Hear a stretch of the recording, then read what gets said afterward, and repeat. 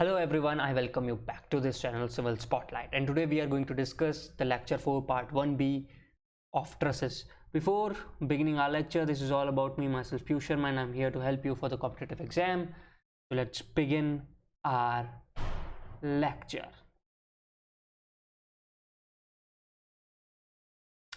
तो अभी तक हम देख चुके हैं कि कैसे मेंबर के अंदर फोर्सेस निकाली जाती हैं.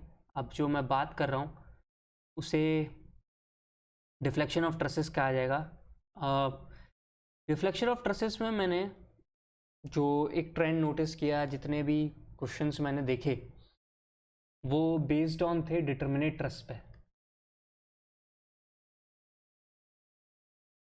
यानी कि स्पेशली ऑब्जेक्टिव में जो दिए गए क्वेश्चंस हैं they all are based on determinate trusses. Indeterminate trusses के ऊपर क्वेश्चंस नहीं मिले. इनडिटरमिनेट ट्रस का डिफ्लेक्शन निकालने का भी एक तरीका है, उस पर हार्डली क्वेश्चन जो कन्वेंशनल है उसमें भी बहुत कम थे.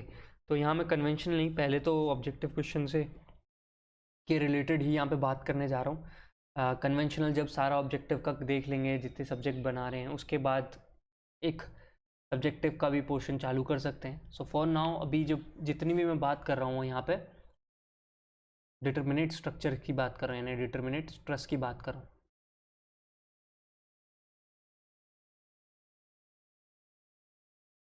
तो डिटरमिनेट ट्रस के अंदर आप कैसे फॉलो करेंगे, क्या स्टेप्स फॉलो करेंगे और किस तरीके से डिफ्लेक्शन निकालेंगे एक पर्टिकुलर जॉइंट या एक पर्टिकुलर मेंबर के लगे हुए आसपास नोड्स का, देखें. सबसे पहला स्टेप है find the force in all members due to given load. कोई भी ट्रस है, ये था, इस पर कोई लोड लगाया P, ठीक है. सो उसके अंदर जो भी लोड लगा हुआ है, गिवन लोड, उसकी वजह से हर मेंबर के अंदर क्या फोर्स आ रहा है वो निकाल लो. उसको हमने यहाँ रिप्रेजेंट किया हुआ है PI सिस्टम से. Okay, remove external load and apply 1 kilonewton load at the point where deflection is desired. ठीक है.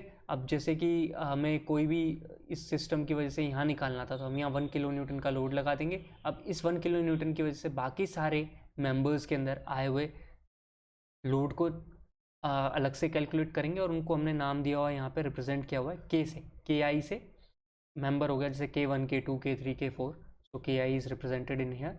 और डिफ्लेक्शन का जो फॉर्मूला है सीधा जो आपको याद रखना है, it is summation of PKL by A. It is like, जैसे मैं इसको याद रखता हूँ, अगर आप K इधर रख दें, सिंपली अगर आप भूल जाएं कई बार फॉर्मूला, तो K इंटू डेल्टा तो याद रह ही जाता है बच्चों को यार. तो K into delta is the real delta of truss. So मैं इसको ऐसे भी याद कर लेता हूँ. So basically it is summation of PKL by A. ये डेरिवेशन नहीं है, बस एक ट्रिक बता रहा था याद करने की. तो आगे चलते हैं. सो बेसिकली ये जो फॉर्मूला आया है, मैं आपको बता दूं ये आया कहाँ से है. ये आया है वही जो हमने पढ़ा था Castigliano theorem, Castigliano second theorem, कि हम डिफरेंशिएट करेंगे with respect to force, will get the displacement, है ना. स्ट्रेन एनर्जी को पार्शियली डेरिवेटिव लगा के उसका हम स्ट्रेन एनर्जी निकाल लेंगे. कई बार इवन आपको क्वेश्चंस में मिलेगा कि इसी को डायरेक्टली यूज़ कर लेते हैं. तो वो केस इसलिए करते हैं कि मेंबर्स कम हो, 3 ही मेंबर हो, तो कई बार ऐसा 1-2 मेंबर में 0 हो जाए तो हटाओ यार, इसी से कर लो, काय को ये PKL अब लगाओगे, मेहनत होगी. बट ये मैं आपसे कहूँगा आप इसी से करें, क्योंकि इससे करने का फ़ायदा ये है हमारे लिए, इससे टाइम बहुत कम कंज्यूम होता है और कंसेप्चुअल मिस्टेक होने के चांसेस कम हो जाते हैं. अब मैं इसका एग्जाम्पल दिखाता हूँ आपको. अब गेट और ESE में ना इन्होंने एक प्रॉब्लम क्रिएट की हुई है, जो प्रॉब्लम मैं यहाँ दूर कर रहा हूँ. बच्चे इसमें बड़ा कंफ्यूज होते हैं. ये जो बात हुई है ये ट्रस के लिए है. ये बार बार मैंने लिखा हुआ है डिफ्लेक्शन ऑफ ट्रस, और ट्रस ट्रस ट्रस बोल रहा हूँ बहुत टाइम से. अब जब ऐसा क्वेश्चन बच्चों को ये दिया जाता है, ESE का है, तो ऐसा क्वेश्चन देख के बच्चे ट्रस लगाने बैठ जाते हैं. जबकि जब आप इस क्वेश्चन को देख रहे हो ढंग से, this is not even a truss. Truss लगाने के लिए आपको मिनिमम कितने चाहिए मेंबर्स? 3 मेंबर्स चाहिए. यहाँ सिर्फ मेंबर 2 हैं. ये तो एक फिक्स्ड पॉइंट है जिसके ऊपर लगाया हुआ है, यहाँ पे हिंज सपोर्ट है, यानी कि 2 रॉड्स आपस में कनेक्टेड हैं. यहाँ पे एक लोड लगा दिया W, इस जॉइंट का नाम O है, इसका A है, इसका B है, और उसने बोल दिया वर्टिकल डिफ्लेक्शन एट O बता दो इस फिगर में क्या होगा. तो ये इसके अंदर ये ट्रस का कंसेप्ट लगाने की ज़रूरत नहीं है, ये ट्रस के लिए आपको सिंपली वही कैस्टिग्लियानो थ्योरम लगानी है. सिंपली वहाँ पे स्ट्रेन एनर्जी निकालनी है, डिफ्रेंशिएट करना है with respect to force, will get the delta. तो आओ कर देते हैं इस काम को। यहाँ पे ये गिवन थी रॉड्स, तो ये बी हो गया, ये इसके अंदर फोर्स हो गया। मुझे तो स्ट्रेन एनर्जी निकालने के लिए बस इनकी फोर्सेस चाहिए, तो F O A F O B vertically इनको समेशन ऑफ वर्टिकल फोर्सेस 0 होना चाहिए, तो वही कर दिया, इज इक्वल्स टू डब्ल्यू। ये इक्वेशन बन गई। और समेशन ऑफ हॉरिजॉन्टल फोर्सेस 0 करोगे तो ये F O A F O B आपस में बराबर हो जाएंगे कंपोनेंट्स के थ्रू, वो हमें पता ही है। तो वहाँ रख देंगे तो हमें मिल गया ओ ए ओ बी W/√2। W/√2 का मतलब क्या है, प्लस में आया है, positive W/√2। That means it is tensile nature, यानी कि हमने जो ये नेचर बनाया था यहाँ पे वो सही है। तो we got this thing. Total strain energy ओ ए की क्या हुई, POA²L/2AE। सिमिलरली इसकी भी POB²L/2AE रख देते हैं, दोनों बराबर है W/√2 रखेंगे इधर, and solving it will get the total strain energy is equals to W² अब क्या करना है, इसको डिफरेंशिएट कर देते हैं। डिफरेंशिएट कर दिया DW के रिस्पेक्ट में, क्योंकि O पॉइंट का वर्टिकल डिफ्लेक्शन चाहिए था मुझे, तो यहाँ पे लगने वाले लोड से ही तो डिफरेंशिएट करूँगा। यहाँ पे W लग रहा था, डिफरेंशिएट कर दिया, आई गॉट WL/A। तो आंसर इज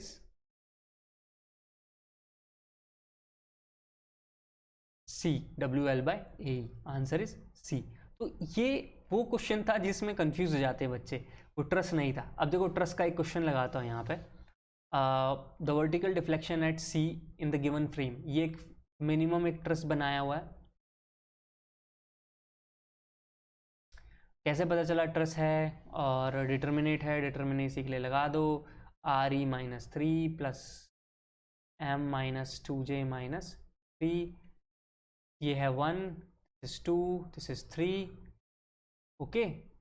3 - 3 एक्सटर्नल तो 0 हो गया।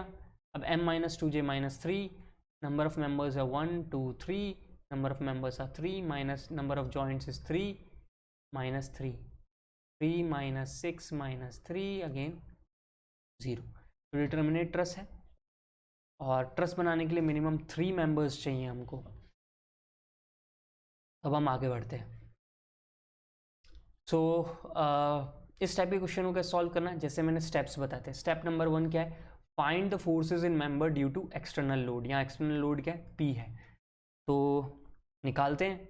ये RA हो गया, हॉरिजॉन्टल फोर्स HA माना, ये HB मान लो, हॉरिजॉन्टल फोर्स P, तो वही समेशन ऑफ वर्टिकल फोर्सेज 0 करोगे, RA is equals to P हो गया, समेशन ऑफ हॉरिजॉन्टल फोर्सेज 0 कर दो, HA HB में एक रिलेशन मिल गया, summation of movement at B 0 कर दिया, एक और रिलेशन मिल गया, इससे हमने HA और HB की वैल्यूज़ पता कर ली। HA की वैल्यू आ गई माइनस का 0.87p, और HB की वैल्यू क्या आ गई, प्लस का 0.87p। हमारे पास एक्सटर्नल पॉइंट्स की लोड्स आ गए। एक्सटर्नल पॉइंट के लोड आने का फ़ायदा क्या है, अब मैं एक एक जॉइंट को उठाऊंगा और बता दूंगा इस मेंबर के अंदर फोर्स क्या है, इस मेंबर के अंदर फोर्स क्या है, और इस मेंबर के अंदर फोर्स क्या है। बताओ, एक जॉइंट को उठाया, जॉइंट ए कहाँ है, ये रहा सर जॉइंट ए, एक ये फोर्स हो गया, एक ये फोर्स हो गया है, HA पता है, RA पता है, सिंपली हॉरिजॉन्टल फोर्स 0 और वर्टिकल फोर्स 0 सिंपली कर दूंगा, वही गया। यहाँ P है, ये 0.87p था। F force in member AC, force in member AB, horizontal force 0 निकाल दिया, FAC is plus P, and vertical forces 0 करेंगे तो FAB is equals to P, और इसका एक कंपोनेंट और आ जाएगा, उसको सॉल्व करूंगा तो FAB आई गॉट प्लस का 0.5p। हमको दो मेंबर में मिल गया, AB और AC में। अब ऐसे ही जॉइंट C को एनालाइज करते हैं। जॉइंट C ये रहा, जॉइंट C पे देखा summation of horizontal forces 0 again, तो ये दोनों FBC ऑफ FAC क्या हो गए, 0 हो गए। और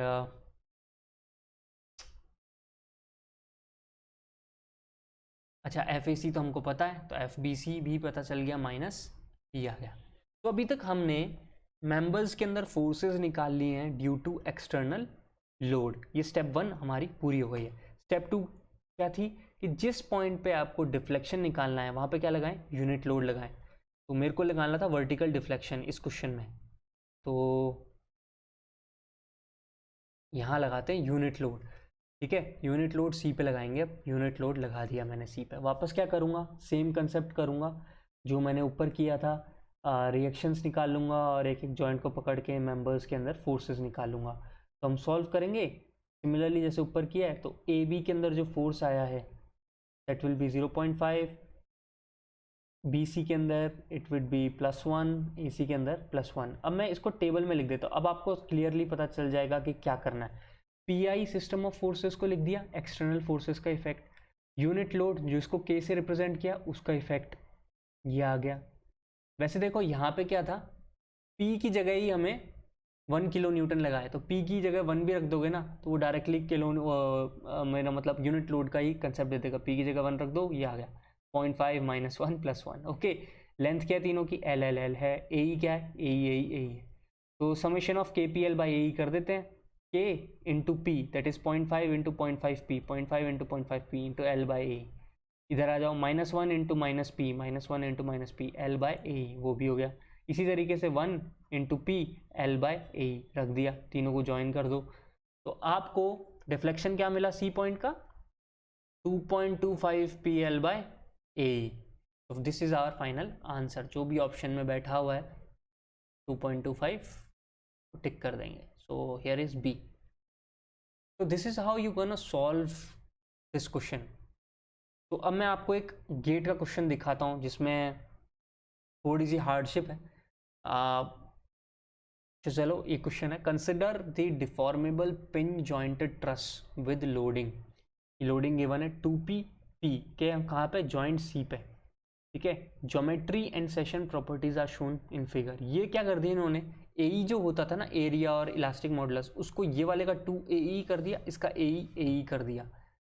एंड ये लेंथ L गिवन है तो 45 डिग्री हो गया, इसमें तो अब कोई डाउट होना ही नहीं चाहिए अपने को, ठीक है। और E की वैल्यू दे दी है, एरिया की वैल्यू दे दी है, लेंथ दे दी है, P की न्यूमेरिकल वैल्यू भी दे दी है। The horizontal displacement of joint C in mm up to 1 decimal place is, ठीक है।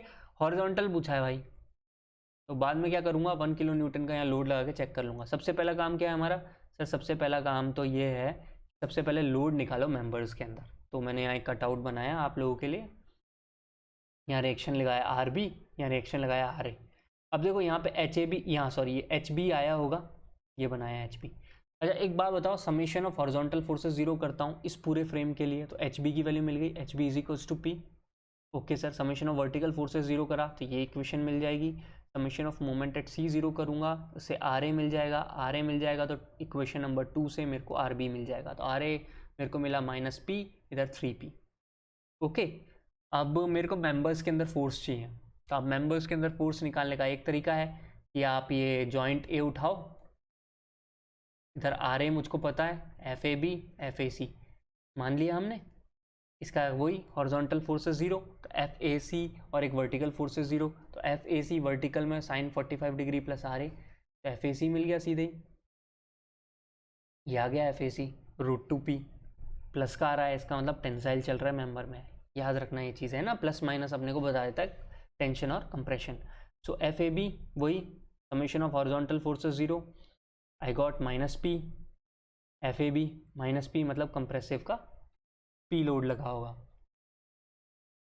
जॉइंट B को पकड़ के एनालाइज कर लो, क्योंकि अब मैंने ये और ये मेंबर तो निकाल ही लिया, अब यही तो बचा है, तो इसके लिए जॉइंट B पकड़ के एनालाइज कर लेते हैं। जॉइंट B को पकड़ के एनालाइज कर लिया यार, जॉइंट B को पकड़ के एनालाइज करेंगे, FBC ऊपर है, FAB ये रहा, RB है, so RB + FBC has to be 0, FB is -3P। आ गई बात समझ में, हमने सारे के सारे मेंबर्स के अंदर फोर्सेस निकाल ली। मेरा स्टेप 1 क्या हो गया, पूरा हो गया। स्टेप 2 क्या था, जिस डायरेक्शन में आपको डिफ्लेक्शन निकालना है उस डायरेक्शन में 1 किलो न्यूटन का लोड लगा दो। इन्होंने मांगा हमसे हॉरिजॉन्टल, तो मैं हॉरिजॉन्टल डायरेक्शन में 1 किलो न्यूटन लगा दूंगा, तो मैंने हॉरिजॉन्टल डायरेक्शन में 1 किलो न्यूटन लगा दिया। अब वापस से क्या करना है, मेंबर्स के अंदर फोर्सेस निकालने हैं। मेंबर के अंदर फोर्सेस निकालने के लिए क्या करूँगा, रिएक्शंस निकालूंगा पहले। तो सेम कंसेप्ट लगाया, यहाँ पे HB और की वैल्यू तो 1 किलो न्यूटन हो गई, summation of horizontal forces 0। Same से जो हम जानते हैं उन कंसेप्ट को लगा के, इक्वेशंस को लगा के मैंने RA और RB निकाल लिया। RA आया -1, RB आ जाएगा +1। जॉइंट उठाएंगे A, जॉइंट A उठाया, कट आउट करो, यहाँ बना दो, बना दिया सर। मैंने यहाँ पे, वहाँ पे जहाँ पे मैं F लिख रहा था, यहाँ पे क्या लिख रहा हूँ, K। के से मुझे याद रहेगा मैं क्या रिप्रेजेंट कर रहा हूँ, 1 किलो न्यूटन वाले इफेक्ट को रिप्रेजेंट कर रहा हूँ, ठीक है। सो 1 किलो न्यूटन का इफेक्ट है, समेशन ऑफ हॉरिजॉन्टल फोर्स है 0 and summation of vertical force है 0, के ए सी के ए बी हमारे सामने विजिबल है। जॉइंट बी को उठाते हैं, जॉइंट बी उठाया, एनालाइज कर लिया, वी गॉट आर के बी सी आर बी के बराबर है -1। अब आते हैं टेबल, ये टेबल बनाना बहुत ज़रूरी है इन ऑर्डर टू अंडरस्टैंड कि जो P था वो सारे मैंने लिख दिए, जो K के इफेक्ट थे वो लिख दिए, जो लेंथ थी L और जो टेढ़ा वाला AC ऐसा था ना हमारा, वो √2L हो गया, वो लिख दिया। AE क्या था, AE और इसका 2AE था AC का। अब याद करो हमें KPL/AE निकालना है, तो K इंटू P यानी कि -1 into -P into L/AE, this is -1 into -3P into L/AE, √2 into √2P divided by AE 2AE। तो इन सबको अब ऐड कर देते हैं, इन सबको जब ऐड करूंगा तो मुझे ये मिल जाएगा, इसको 5 + √2 इज 5.414 PL/AE। अब P की वैल्यू गिवन है ना 1 किलो न्यूटन, तो 10⁻³ न्यूटन में, लेंथ गिवन थी 1 मीटर, तो उसको mm में कन्वर्ट कर लिया मैंने, और एरिया mm में एज इट इज़ लिख दिया, और ये न्यूटन पर mm² में कर दिया, तो मेरे को 2.7 क्या मिल गया, डिफ्लेक्शन एट पॉइंट C मिल गया। This is how you gonna solve this question. तो ये डिफ्लेक्शन से रिलेटेड क्वेश्चंस थे जो मैंने पाए कि मुझे बताने चाहिए। सो ये 2 इंपॉर्टेंट कंसेप्ट्स हैं कि आप ट्रस में कैसे निकालते हो, और ट्रस नहीं गिवन है उस चीज़ को याद रखते हुए आप उसे कैसे सॉल्व करेंगे। तो ये हो गया डिफ्लेक्शन ऑफ ट्रसेस। अभी तक मैंने किस टाइप के ट्रस की बात की है, सर डिटर्मिनेट ट्रस की बात की है। मैं अभी भी बोल रहा हूँ, मैं यहाँ पे ऑब्जेक्टिव को ध्यान में रख के आपको पहले यहाँ पे न्यूमेरिकल्स करा रहा हूँ, तो ऑब्जेक्टिव को ध्यान में रख के मैं न्यूमेरिकल्स जो करा रहा हूँ मैं ऑल टाइप्स ऑफ कवर करने की कोशिश कर रहा हूँ, इस वजह से मैंने वो बताए हैं। और यहाँ पे मैं इनडिटर्मिनेट ट्रस का डिफ्लेक्शन इफेक्ट डिस्कस नहीं कर रहा हूँ, क्योंकि वो कहीं भी गेट में ESE में नहीं पूछा जा सकता, उसमें बहुत टाइम कंज्यूम होता है। इनफैक्ट कन्वेंशनल क्वेश्चन में भी आप देखेंगे कि हार्डली 1-2 क्वेश्चन मिलेंगे तुम्हें 25 ईयर्स के कन्वेंशनल क्वेश्चन में। तो उसके लिए बाद में जब हम कन्वेंशनल पेपर के बारे में डिस्कस करेंगे, उससे रिलेटेड लेक्चर बनाएंगे, तब उसको डिस्कस कर लेंगे। For that time being I think this much is sufficient. तो अब हम नेक्स्ट टॉपिक पे मूव करते हैं, जो है lack of fit. Lack of fit का मतलब क्या है, देखो, members are precasted and pin to form a truss. पहले से ही फैक्ट्री में बहुत सारे लेंथ के बनाए जाते हैं और उनको साइड पे लाया जाता है और जोड़ दिया जाता है, ट्रस बना दिया जाता है, ये सब आपको पता है। अगर इनमें से कोई मेंबर में डिफेक्ट आ जाए, थोड़ा लंबा हो जाए या छोटा हो जाए, if the member is short और लॉन्ग, देन देयर में arise a force in that member, क्योंकि आप ज़बरदस्ती उसे फिट करोगे या उसे छोटा करके फिट करोगे या उसे लंबा करके फिट करोगे, ठीक है ना, तो उसकी वजह से उस पर्टिकुलर छोटे बड़े मेंबर में फोर्स आ सकता है। And due to this force in that member, other member में, मैंने मे के नीचे देखो अंडरलाइन किया है आपको समझाने के लिए कि may also have axial forces. ये जैसे कि पी क्यू है, मेरे को ट्रस बनाना था PQR, ठीक है, सो इसके अंदर मैंने PQ को थोड़ा छोटा कर दिया, तो मैं इसको ज़बरदस्ती लगाऊंगा और इसको छोड़ूंगा तो ये थोड़ा सा उठ जाएगा करेगा, तो इसके अंदर हो सकता है जो PQ की वजह से PR और RQ है ना, इनके अंदर क्या आ जाए, स्ट्रेस आ जाए, एक्शियल स्ट्रेस आ जाए। पर मैंने मे क्यों लिखा और उसको अंडरलाइन करके क्यों समझा रहा हूँ, क्योंकि इसमें 2 पार्ट हैं, एक है डिटर्मिनेट ट्रस और एक है इनडिटर्मिनेट ट्रस। इनडिटर्मिनेट ट्रस के अंदर जो मेंबर्स होते हैं, ये जो एक्शियल फोर्सेस हैं, ये मेंबर जो बनाए मैंने ये अदर मेंबर्स, इनके अंदर फोर्स का इफेक्ट आएगा ही आएगा, और ये जो अदर मेंबर्स हैं डिटर्मिनेट ट्रस के अंदर, इसके अंदर कोई इफेक्ट नहीं आएगा। दिखाता हूँ एग्जाम्पल के साथ, देखो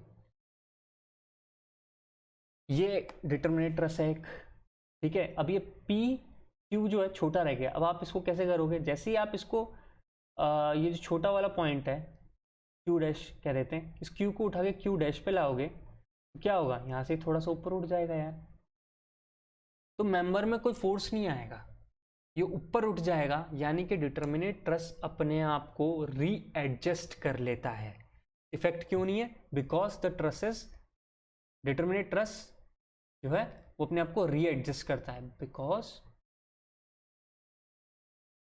ऑफ रीएडजस्टमेंट।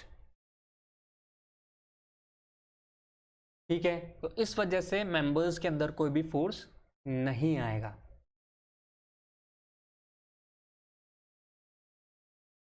जबकि वेयर एज जो ये इनडिटर्मिनेट ट्रस है इसके अंदर आ सकता है बिल्कुल। तो इसका भी एक एग्जांपल मैंने नीचे लिया है, वो मैं आपको दिखाता हूँ। ओके, जो नीचे एग्जांपल है ये एक इनडिटर्मिनेट ट्रस है। कैसे? स्टैटिक इनडिटर्मिनेसी का फॉर्मूला लगा r e minus 3 plus m minus 2j minus 3 I got 1 if it is greater than 0 it is indeterminate. यहाँ पे AC जो है वो शॉर्ट है, शॉर्ट है तो ज़बरदस्ती मैं इसको खींच के C पॉइंट पे लेके जाऊँगा, ज्वाइन कराऊंगा। C पॉइंट पे ज्वाइन कराऊंगा तो एक इलोंगेशन वाला यानी कि इफेक्ट यहाँ पे मेरे को देखने को मिलेगा। ज़बरदस्ती मैंने इसको खींच के जोड़ा है किसी चीज़ को, तो उस पर कैसा इफेक्ट आ रहा है? टेंसाइल। AC पे कैसा इफेक्ट आ गया सर? टेंसाइल। अब AC की वजह से अब आप जॉइंट एनालाइज करो, AC में आ गया सर टेंसाइल। अभी C जॉइंट को आप पकड़ोगे, अभी तक तो मैं कह रहा था भाई एक्सटर्नल फोर्स 0, बट यहाँ पे AC की वजह से एक टेंसाइल फोर्स मिल गया आपको, तो इसके कंपोनेंट की वजह से यहाँ फोर्स आ गया। देखा आपने एक्सटर्नल फोर्स नहीं लगाया, पर BC और CD में फोर्स आ गया। अब B को एनालाइज कर लो, यहाँ फोर्स है तो इसके कंपोनेंट कैसे इन दोनों में फोर्स आ जाएगा। इस तरीके से सारे के सारे मेंबर्स में देखो लैक ऑफ फिट की वजह से इनडिटर्मिनेट ट्रस में फोर्सेज आ गए हैं, तो forces in other members exist करने लग जाएंगे। आई बात समझ में? तो हमें एनालाइज करना है। हमें किस टाइप के क्वेश्चंस को एनालाइज करना है? Seeing again 25 years of question को एनालाइज करने के बाद मैंने देखा सिर्फ और सिर्फ आपको एनालाइज करना है for objective questions determinate truss.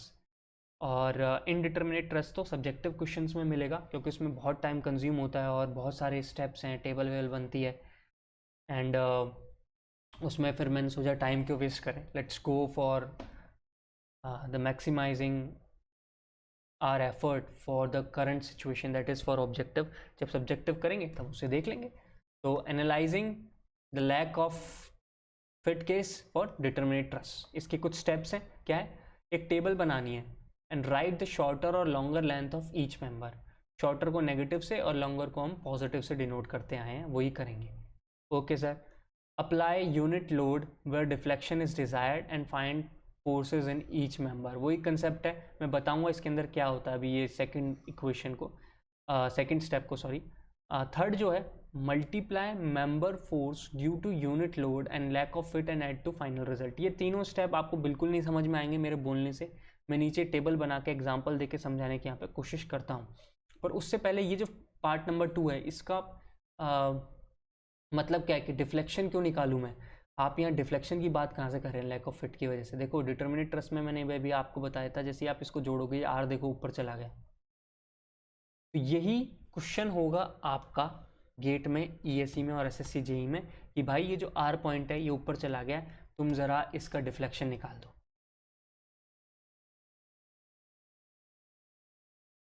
तो जैसे कि एक क्वेश्चन है, for truss shown below the member PQ is short by 3 mm। ये मेंबर PQ था, ये 3 mm छोटा था। The magnitude of vertical displacement of R is, देखो जो मैंने ऊपर क्वेश्चन दिया था, सॉरी एग्जांपल दिया था, उससे रिलेटेड ये क्वेश्चन आपने को गेट में देखने को मिला। तो पहले ये ऐसे रहा होगा कुछ,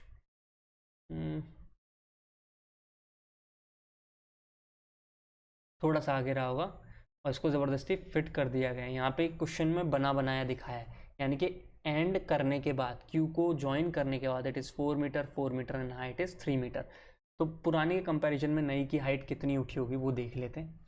उसको देखने का क्या तरीका है? चलिए सर, जो ऊपर मैंने कहा था वो बताता हूँ। टेबल बनानी है, सबसे पहले टेबल में मेंबर लिखो PQ PR RQ, तीन ही तो मेंबर है PQ PR RQ। मैंने तुम्हें कहा था स्टेप 1 राइट शॉर्टर और longer length of each member, किसमें कितनी शॉर्ट है लैक ऑफ फिट की वजह से वो लिखनी है। तो यहाँ पे देखो लैक ऑफ फिट हमें सिर्फ PQ में बताया गया है 3 mm शॉर्ट क्वेश्चन के अंदर, तो मैंने 3 mm शॉर्ट है तो उसको -3 के साथ लिख दिया। PR अपनी जगह सही है तो 0, RQ अपनी जगह सही है तो 0। टेबल के अंदर अब मैंने यूनिट लोड लगाया है, कहाँ पे? जहाँ पे मेरे को डिफ्लेक्शन डिजायर्ड है। डिफ्लेक्शन कहाँ डिजायर है? यहाँ पे इसके इस पॉइंट पे, पॉइंट R पे डिजायर है सर। मैं 1 किलो न्यूटन का जो यूनिट लोड है वो कहाँ लगाऊंगा? R पे लगाऊंगा। अब आर जो जॉइंट है उसकी वजह से, ये 1 किलो न्यूटन की वजह से आए हुए फोर्सेस को, जिनको मैं के से डिनोट कर रहा हूँ, वो निकालूंगा। तो ये 1 किलो न्यूटन, ये लो जॉइंट आर को मैंने एनालाइज कर लिया, 1 ऊपर, ये F P R F R Q लगा दिया, पता चल गया F P R R Q बराबर है हॉरिजॉन्टल से और वर्टिकल से, दोनों को 1 किलो न्यूटन के बराबर करके मैंने निकाल लिया F P R R Q 0.83। Okay sir, आपने ये दो तो निकाल लिए, अभी पी क्यू बचा है, तो कोई सा ही जॉइंट उठा लो, ये उठा लेते हैं, यहाँ पे आर क्यू, ये आ गया सर। ठीक है, सो यहाँ पे ये क्यू आर का जो कॉस थीटा वाला कंपोनेंट होगा वो हॉरिजॉन्टल फोर्सेस 0 में लग जाएगा, उससे मेरे को पी क्यू मिल गया। पी क्यू की वैल्यू निकाली सर, -0.66। ठीक है, तो टेबल में लिख दो -0.66, 0.83, 0.83, ये हमने देख लिया। अभी मैंने आपको बोला था कि के इंटू डेल्टा करना है, ये step number 3, multiply the force, member force to unit load and lack of fit, यानी कि ये वाला जो है और ये वाला जो है, इन दोनों को मल्टीप्लाई करके ये k इंटू डेल्टा जो लिखा है यहाँ लिख दो और इन सबको ऐड कर दो, जो आंसर आएगा वही आपका डिटर्मिनेट ट्रस का आंसर होगा। तो चलो करते, 3 इंटू 0.67 अप्रोक्सीमेटली हो जाएगा प्लस का 2, 0 से इसको मल्टीप्लाई करोगे 0, 0 से इसको मल्टीप्लाई करोगे 0, और इन सबको ऐड करोगे तो क्या मिला, प्लस का 2। प्लस का मतलब क्या होता है भाई, जिस डायरेक्शन में मैंने 1 किलो न्यूटन को अज्यूम किया था ऊपर, उसी डायरेक्शन में आपका डिफ्लेक्शन हो रहा है, तो इसका आंसर क्या आ गया, 2 mm अपवर्ड। आई बात समझ में कि कैसे आपको लैक ऑफ फिट के डिटर्मिनेट ट्रस के अंदर क्वेश्चन अप्रोच करने हैं, ये वो उसका एग्जाम्पल है। तो लैक ऑफ फिट में याद रखना का डिटर्मिनेट ट्रस है तो उसके अंदर मेंबर के अंदर फोर्सेस नहीं आएंगे, बट अगर इनडिटर्मिनेट ट्रस है तो उसके अंदर मेंबर के अंदर फोर्सेस आएंगे।